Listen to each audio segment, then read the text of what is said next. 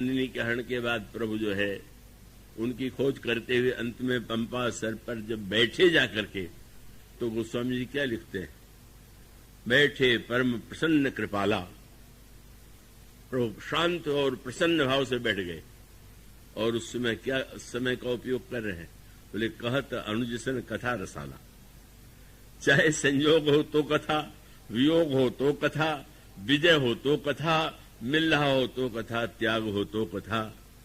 और श्री वही साधन सर्वत्र चलता गया। हनुमान जी से मिलन हुआ तो हनुमान जी के मिलन में भी जब प्रभु से ने अपना परिचय दिया तो हनुमान जी से यही कहा कि आपने चरित्र कहा मैं गाई, कहो विप्र जी कथा बुझाई। आप बड़े अच्छे कथावाचक लग रहे हैं, आप जरा अपनी कथा सुनाइए। और आपने देखा कितना तो प्रभावशाली कथा थी कि अंत में प्रभु को उस कथा से प्रभावित किया और अपने कंधे पर बैठा लिया और जाकर के फिर मित्रता कराई। तो मित्रता का आधार क्या है? पावक उसमें गोस्वामी ने लिखा, तब हनुमंतो भय दिशे की सब कथा सुना। कथा ही सबसे बड़ा माध्यम है।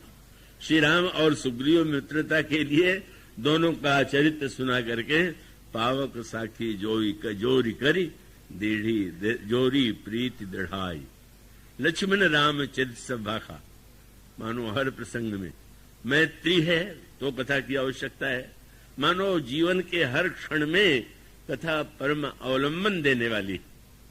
और बाली का वध हो गया, सुग्रीव को राज्य मिल गया, पर सुग्रीव भोगों में भूल गए कि भगवान श्री राम के प्रिया जनक नंदिनी का मुझे पता लगाना है।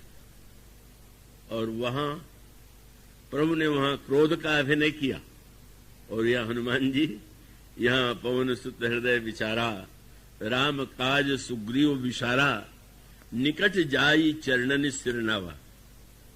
अस्त्र के द्वारा तो डराया जाता है, लेकिन डराने का कार्य प्रभु ने लक्ष्मण जी को सौंपा था। पहले तो कहा कि जिस बाण से बाली को मारा था उसी बाण से बाली को मारेंगे, लेकिन जब एक शब्द प्रभु ने जोड़ दिया कि कल मारेंगे तो लक्ष्मण जी चौंक पड़े, क्योंकि प्रभु ने कहा जय सहायक मारा मैं बाली, तेई सर हतो मूड़ कहाँ काली। तो बाण तो पास में ही है, वो बाण है तरकस में है, तो मारने के लिए कल क्यों कह रहे हैं? प्रभु का मानो संकेत ये है कि जब क्रोध आवे तो निर्णय कल पर डाल दीजिए। अच्छे विचार आवे तो तुरंत उसको क्रियान्वित कीजिए, पर क्रोध आवे तो सोच लीजिए अच्छा कल देखेंगे। मानो प्रभु का यह वाक्य सुनकर के लक्ष्मण जी को लगा कि प्रभु तो स्वभाव से ही कोमल हैं, अपराधी को दंड मिलना चाहिए। और कहा कि महाराज तो आप क्यों कष्ट करेंगे, मैं जाता हूं और सुग्रीव को का वध कर देता हूं। अब प्रभु को डर लगने लगा, सचमुच न मार डालना, मैंने मारने के लिए नहीं कहा। अरे मैं तो यही सोचता था कि वो बाली के मरने पर निर्भय होकर मुझे भूल गया, तो तुम जाओ और उसको डराना, और ऐसा भी मत डराना कि कहीं दूर भाग जाए, क्योंकि भगोड़ा भी बहुत, ऐसा डराना कि वो यहीं चला आवे। तब अनुजय समझावा रघुपति करुणा सीव, और भय दिखाई ले आवहु तात सखा सुग्रीव। लक्ष्मण जी ने धनुष पर बाण चढ़ा लिया, जय ही मेरा बाण देखेगा डर जाएगा। पर बाद में एकांत में जब सुग्रीव आ गए तो प्रभु ने पूछा कि तुमने सुग्रीव को डराया तो किस बाण से डराया, कैसे डराया? तो लक्ष्मण जी ने मुस्कुरा करके कहा, महाराज मुझे अवसर कहाँ मिला, मेरे पहले आपके परम भक्त ने वह काम कथा के द्वारा पूरा कर दिया जो मैं बाण से पूरा करने वाला था। लक्ष्मण जी तो धनुष बाण लेके डराने आए थे और हनुमान जी चले आए सुग्रीव के पास।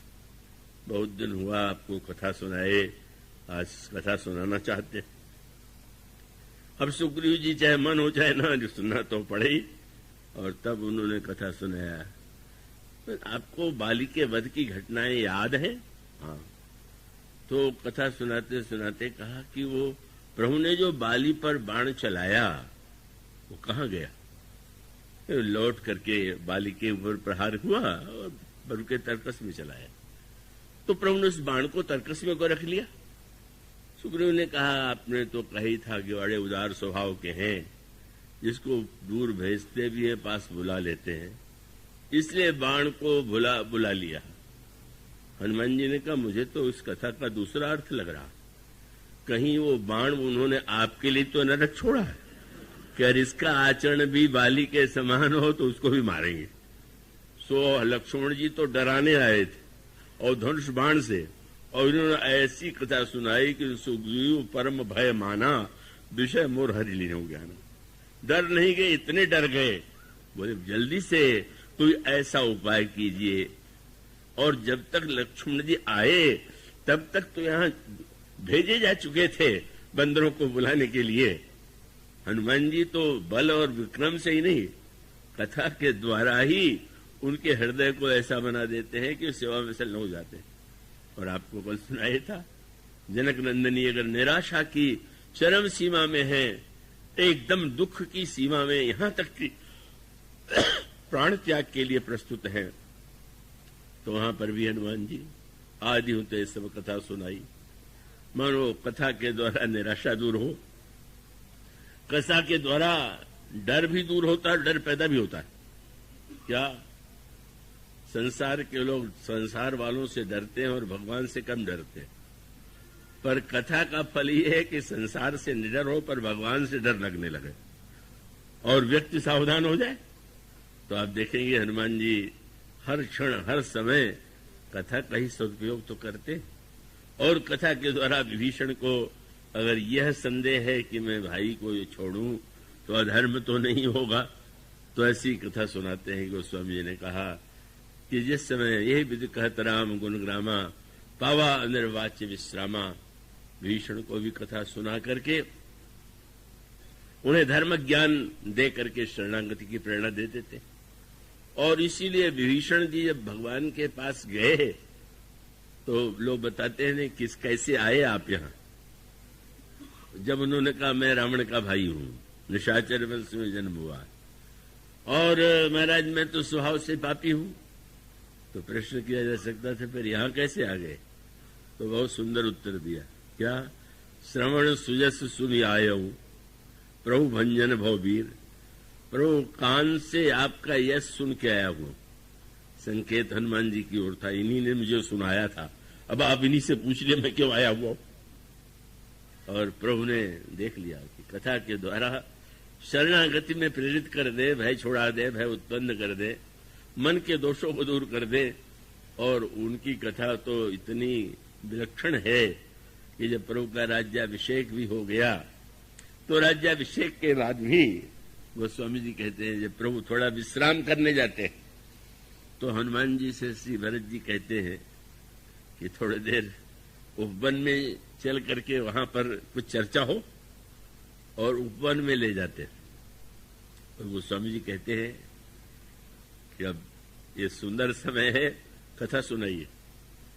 कितनी बार सुन चुके हैं, पर आज गोस्वामी जी कहते हैं भरत शत्रुघ्न दोनों भाई सहित पवन सुत उपवन जाई, और बूझे बैठ राम गुण गाहा, का हनुमान सुमति अवगाहा।